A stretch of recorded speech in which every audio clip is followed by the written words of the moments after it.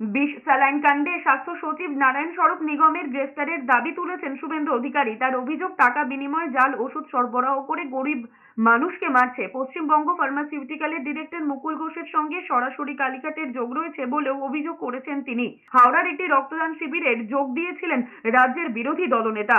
সেখানে তিনি অভিযোগ করেছেন 2022-এ টেন্ডার শেষ হয়ে গিয়েছে, ব্ল্যাকলিস্টেড কোম্পানিকে দিয়ে টেন্ডার করিয়েছে। শুভেন্দু অধিকারী আরো বলেছেন, অনেক কিছুই হবে। এই ঘটনার তদন্ত ইডিকে দিয়ে করানোর দাবিও তুলেছেন তিনি। বিরোধী দলনেতা বলেছেন, স্বাস্থ্যমন্ত্রী জেপি নাড্ডার কাছে ডাইরেক্টর অফ ড্রাগ কন্ট্রোল বা ডিসিজিআই কে দিয়ে তদন্তের দাবি জানিয়েছেন। ডাইরেক্ট করে নেবে, মানি লন্ডারিং তো একটা ব্ল্যাক লিস্টেড কোম্পানিকে দিয়ে টেন্ডার করেছে। 22 সালে টেন্ডার শেষ হয়েছে, নারায়ণ স্বরূপ নিগমকে কাস্টডিতে নিতে হবে।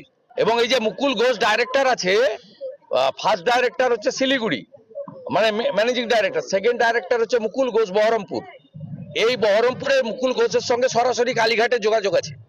সমস্ত জাল ওষুধ সাপ্লাই করে এবং এক্সচেঞ্জ অফ মানি এরা সাধারণ গরিব মানুষকে মেরে ফেলছে। মুখ্যমন্ত্রীর বাড়ির কোনো লোক সরকারি হসপিটালে যায় না। অন্যদিকে প্রসূতির মৃত্যুতে বামেদের বিক্ষোভে তুলকালাম রবিবারও। ডিওয়াইএফআই নেত্রী মীনাক্ষী মুখোপাধ্যায়ের নেতৃত্বে মেদিনীপুর মেডিকেল কলেজের সুপারের ঘরের সামনে বিক্ষোভ চলে।